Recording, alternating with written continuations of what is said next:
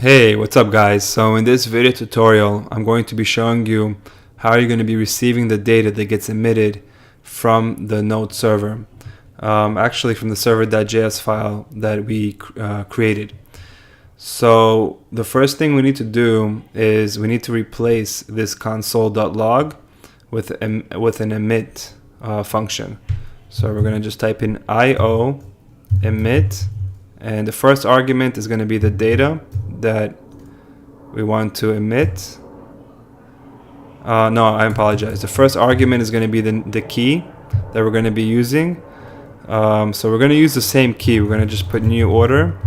And then the second is the value, which is that array that we're passing in from right over here. So the second argument, we're going to be sending this array. Okay. So just to recap everything, we're emitting the data right over here as well with the key new order, and then we're listening to that event and we're emitting it back so that we can receive that data, all right, with the same key name new order.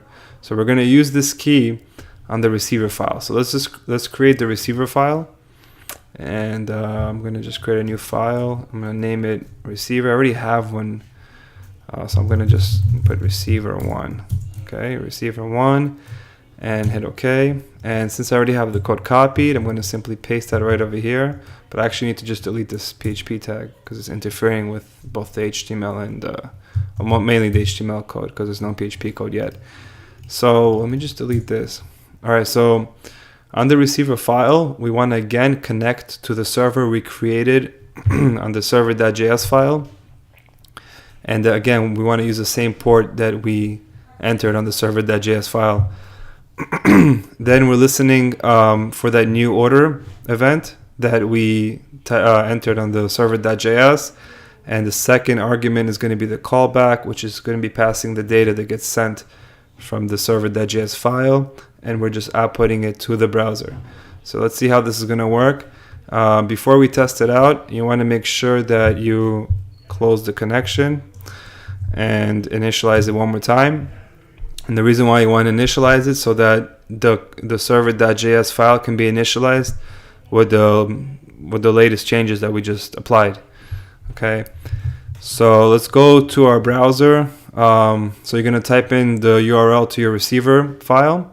All right, you're going to load that right in, and you're going to refresh it, and you're going to go to your to the file that's going to be emitting that data, which is the emit test.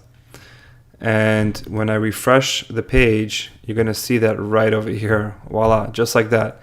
All right, so every time I refresh it, it's going to show, and we're not even refreshing the page, and it just keeps showing. So what's happening behind the scenes is I'm loading this page.